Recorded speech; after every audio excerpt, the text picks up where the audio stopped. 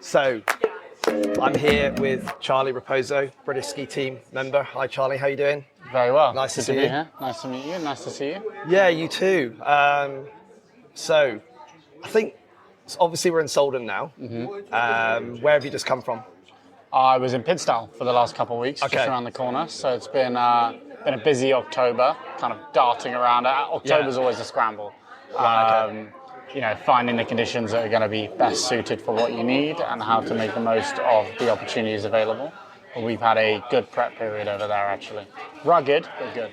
So what is the snow? What has the snow been like on the glacier then when you were training this It's been sort good. of? Has it been all right? It's been really good. They watered the hill 3 weeks ago. Right. So it's been icy, bumpy, bit of aggressive, bit of everything, to be honest, and that's good. That's it's no bad thing having a tricky. I mean, in theory, if Sölden was like it usually is, it would have been a lot more difficult in Pidstal than Sölden. But I do think we're in for a bit of a battle tomorrow, so we'll see how it shapes up. Yeah. Okay. So unfortunately today we're sitting here. It's a Saturday. The women's race has been cancelled due to heavy snow. Heavy and wet snow. Yeah, heavy rain, snow. The lovely cocktail we very much dislike. And how do you think that's going to affect the race tomorrow? Like, do you go into that thinking it's going to be a lot softer and change what you're going to do, or it's going to be one of two ways? It's either going I just heard there from Fist Mike, who's responsible for a lot of what goes on around equipment and control in finish areas. They've slipped. They've thrown a ton of salt. They don't think it's going to freeze. So we'll see what we get tomorrow. Okay. It's really going to depend on how the salt takes in the snow. Yeah. It's going to be rugged. It's not going to be like anything any of us have prepared on. Right. So we'll definitely be different. Yeah. So I think we've just got to see what we get when it comes. Okay. I think there's a 65 to 70% chance we race. And that's me leaning on the side of optimism. Right. There's a lot of people that would tell you that they think it's a lot less. Okay. And then I'm sure there's some athletes that go, 100% we're racing.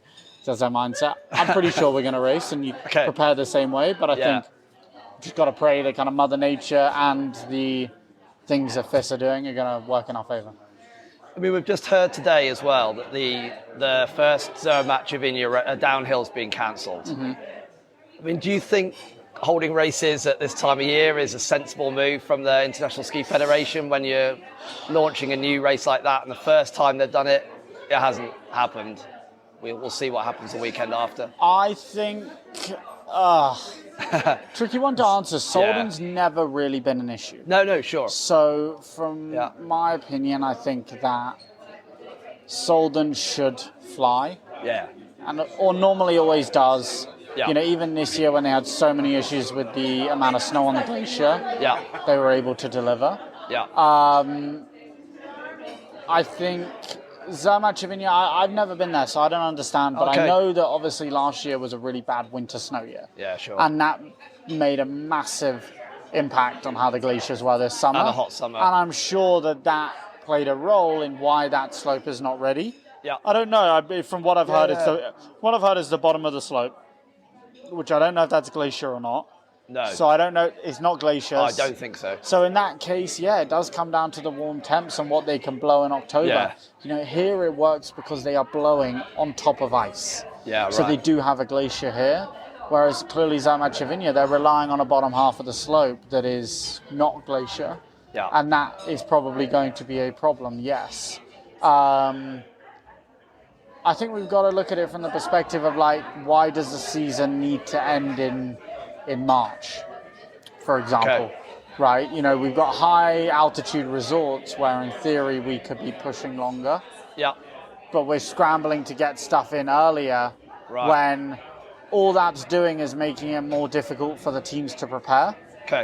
In theory, the speed guys have now been massively pushed to get ready for now. Normally they get that whole Colorado Nikiska period, whereas now it's you got to be ready end of October. Right. That would be my one observation, and I think when people say where are we going to be in 10 years with global warming and snow, low altitude resorts will suffer. High altitude resorts are going to be totally fine. Yeah, sure. The snow isn't going to go away, but it's going to change the landscape as to which and where we can have races. So just going backwards now a little bit, quite a long way, I guess. Where did you start skiing? Started skiing in Verbier, Switzerland.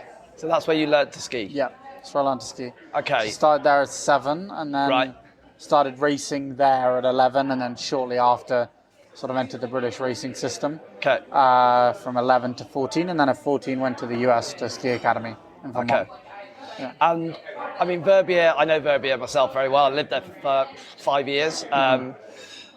It's not really well known as a racing resort or a race training resort. So did you get tempted by all the freeride skiing that Verbier has, drawn away from that? Not really, no, because at a young age, I think a ski instructor was kind of like, I should try racing. There were some options. Yeah, you're right, it comes from a freeride heritage, but that will be changing. They've got Swiss national champs there this year, which is a big deal. So they've got downhill Super G's GS slalom. Yeah. And I don't think it will be long before they are having, juniors, European Cups, Women's World Cups, Men's World Cups, World Champs. Oh, interesting. Right. I think they will pursue that. I don't think they're doing Swiss national champs as a one-off. I think they've got goals to move forward because they recognise that that's an amazing opportunity to bring people in and create just more of a story for the resort. Yeah, right. Mm-hmm. And how are the new skis? It's going good. It's going very good. It's a hell of an opportunity and an honour to be in that position. Yeah. And I'm excited to start this journey with these guys. First race tomorrow, but many seasons ahead. Yeah. And really, have these guys help me to make that next step in my career. Which is it's clear that there's potential to do that. We saw that last year, and now it's about executing on that and making those next steps. And obviously, for anyone watching or listening to this, we're talking about Marcel Hirscher's new company, Van Deer, and I guess I don't know Marcel, but from what I understand and from what everybody talks about him, he's an incredibly focused, driven, crazy character who is going to push every single detail and every single limit. And is that something that you relish, or? Yeah, 100%. Okay. It's awesome. Everything that's going on is just an exciting aid to what we're trying to build towards as a goal. Yeah. These guys embody skiing and ski racing in the same way that I do, with pure passion, pure drive for it. And I think it's a great match for that sense, and it's a new brand trying to transcend the sport, do things differently, step outside the box, be different. That's something that I love and I want to be a part of, and I want to be doing myself as Charlie. Okay. And is that financially helping you as well? Yes. Okay. So that's probably more, obviously, since funding was being cut recently, that's obviously going to give you a massive boost then. Yeah, I think if I wasn't there, this situation with British skiing and GB Snowsport is very bad. Yeah. We won't dive into it too much today because there's not much more to say to it other than that there's mismanagement across the board as to how they're trying to sell Alpine and take that vehicle and move that forward and bring in commercial money. Yeah. You're here in Sölden.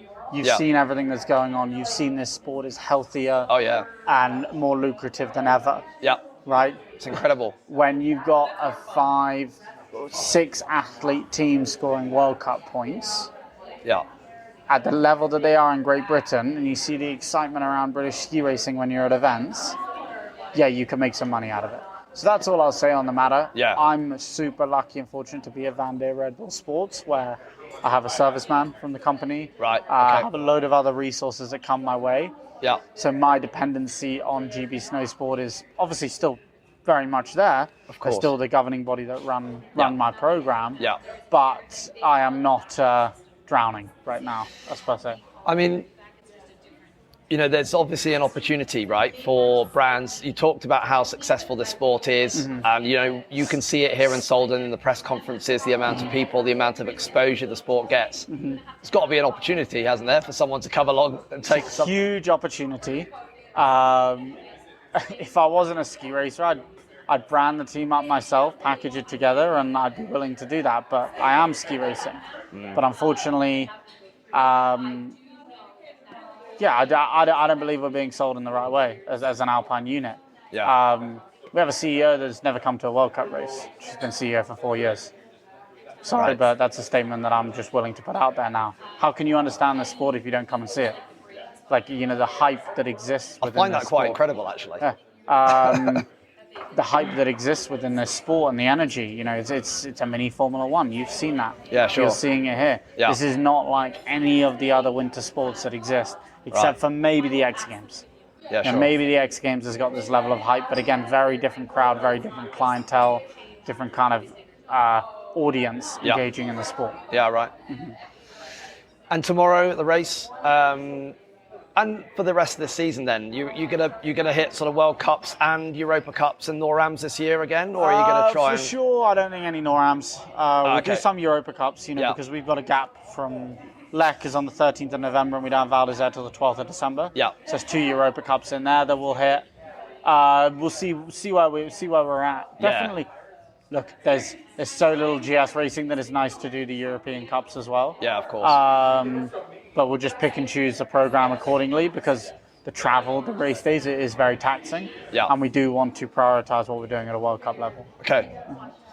Well, good luck for tomorrow. Thank you. In the race. Very kind, thank you. Top 30 is your goal. Of course. Okay. Getting in there is the goal. Yeah. Look, I think more importantly than just top 30, I think the goal is to execute some seriously strong skiing. Yeah. Where that stacks me up, TBD. The higher the better. Yeah. But I know that, clear goal is get into that second run and then with a clean course, do what I know how to do. You're hoping that Henrik's gonna pull something off tomorrow as well? We've been skiing together. I think he's looking good. I Yeah. think he's looking strong.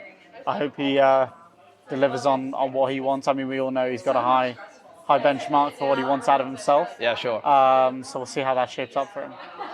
I interviewed him a couple of days ago, actually, and I teased him slightly about just, losing out to Dave in Kitzbühel by, he was third, wasn't he, in Kitzbühel? Yeah, he was third. Luki was second, and Lucas was second. But he kind of enjoyed that, and I said to him, he looked as happy as he'd ever done when he lost, and he kind of agreed with that. So, Yeah.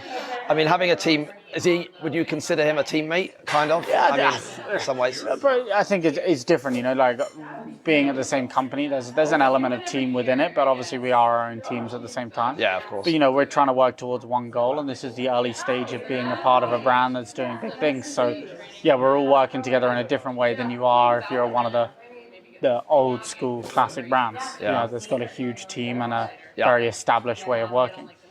I mean, in terms of your discipline, giant slalom, obviously we've got Dave and the other guys, Billy and Laurie on the slalom side doing brilliantly. We have had a history of downhill ski races in the past that have done well on the men's side, Yep. and the women's side, of course, but not so many GS races. Yeah. Is there a reason for that, do you think? Other than the fact that it's probably the hardest technical discipline there is to race. I think I'm glad you said that. I don't necessarily want to be the one that said it. I'm not going to say it's the most competitive because Right. I think slalom, I think they're all very competitive, but I think it's incredibly grueling on the body and taxing. It's a very Yeah. natural flow of ski racing. Yeah. There is a natural flow to GS that I think is, you can have good slalom skiers and a slalom race with zero flow in a course. You don't get that in GS. GS doesn't work if there's not a flow to the course. Yeah. It's really difficult to say. Obviously we've got these dry slopes. Like slalom is just the Yeah. go-to. It always has been the course. go-to. So it's easy to slot into.